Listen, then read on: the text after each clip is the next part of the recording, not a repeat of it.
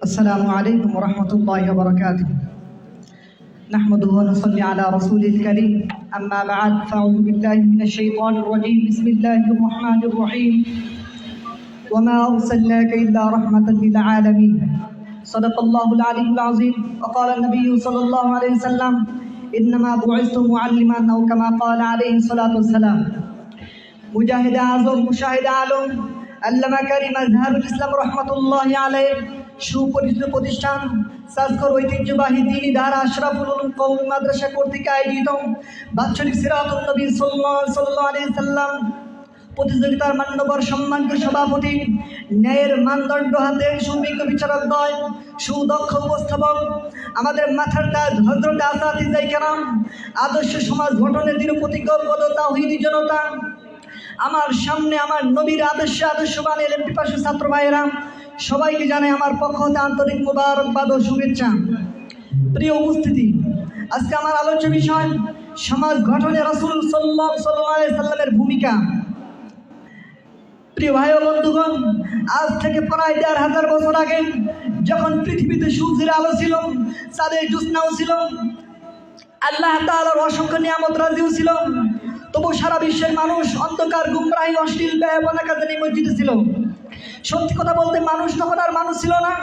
দুপায়ের মানুষ ৪ পা বিশিষ্ট পশুর থেকেও খারাপ হয়ে গিয়েছিল। প্রিয় উপস্থিতি, আল্লাহ তাআলার আদেশে আমাদের নবী মুহাম্মদুর রাসূলুল্লাহ সাল্লাল্লাহু আলাইহি সাল্লাম এমন এক যুগে এই পৃথিবীতে আগমন করেন যখন আরবের সামাজিক, রাজনৈতিক, অর্থনৈতিক, সাংস্কৃতিক ও ধর্মীয় ব্যবস্থা অধঃপতনের চরম পর্যায়ে পৌঁছে গিয়েছিল। হত্যা, সন্ত্রাস, নৈরাজ্য, নারী নির্যাতন, অশ্লীল ব্যয়বনা, হানাহানি, রাশারাশিতে পঙ্গু হয়ে গিয়েছিল পুরো সমাজ ব্যবস্থা। সেই কঠিন পরিস্থিতিতে শান্তির পয়গাম নিয়ে আবির্ভূত হন বিশ্বের মানবতার দূত মুহাম্মদ আরবি সাল্লাল্লাহু আলাইহি সাল্লাম।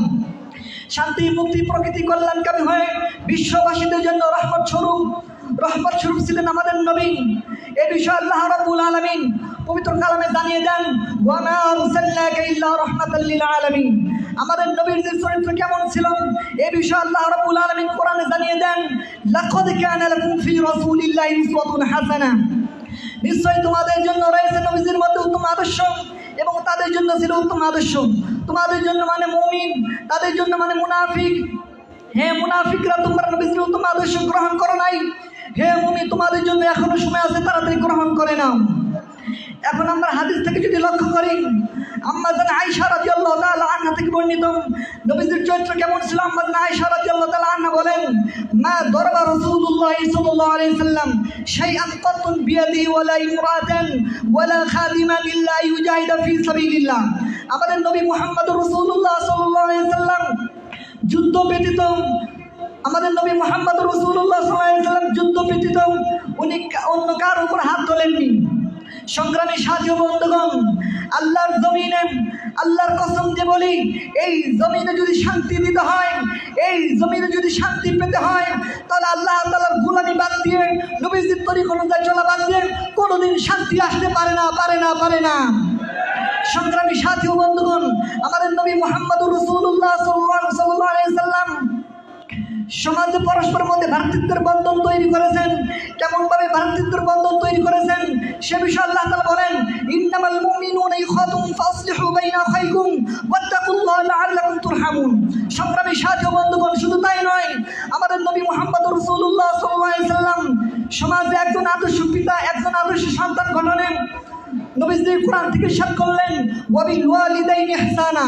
আমাদের নবী মুহাম্মদুর রাসূলুল্লাহ সাল্লাল্লাহু আলাইহি সাল্লাম একজন আদর্শ ব্যবসায়ী প্রতিষ্ঠিত করে পবিত্র কোরআন থেকে ইরশাদ করলেন, ওয়া আকিমুল ওয়াজনা বিল কিসতি ওয়া লা তুখসিরুল মিজান। আমাদের নবী মুহাম্মদুর রাসূলুল্লাহ সাল্লাল্লাহু আলাইহি সাল্লাম সমাজের মানুষের জানমালের নিরাপত্তায় চুরির হাত থেকে রক্ষার জন্য চুরির শাস্তি বিধান প্রতিষ্ঠিত করে পবিত্র কোরআন থেকে ইরশাদ করলেন, ওয়াসারিকু ওয়াসারিকাতু ফাকতাউ আইদিয়াহুমা জাযাআম বিমা কাসাবা নাকালাম মিনাল্লাহ আল্লাহু আজিজুল হাকীম। উপরোক্ত আয়াত হাদিস থেকে আমরা বুঝলাম আমাদের নবীজির চরিত্র কেমন ছিল। এই জন্য আসুন বন্ধুগণ আমার, আমি সিরাতুন নবী সাল্লাল্লাহু আলাইহি ওয়াসাল্লাম প্রতিযোগিতার অনুষ্ঠান থেকে একটা বার্তা সারা বিশ্বের মুসলমানকে দিতে চাই। তা হলো এই জমিনে যদি শান্তি পেতে হয় তাহলে আল্লাহ তাআলার হুকুম আহকাম মেনে শান্তি আসবে ইনশাআল্লাহ। সংগ্রামী সাথী ও বন্ধুগণ, আসুন আমরা আমাদের নবীজির সুন্নাত সুন্নাতের উপর সুন্নাতকে আঁকড়ে ধরি, সুন্নাতের উপর চলে আমাদের জীবনটা পরিচালনা করি, তাহলে দেখা যাবে ইনশাআল্লাহ আমাদের বিজয় আসবে ইনশাআল্লাহ। নাসরুম মিনাল্লাহি ওয়া ফাতহুন করিব ওয়া বাশশিরিল মুমিনিন ওয়া আখির দাওয়ানা আলহামদুলিল্লাহি রাব্বিল আলামিন।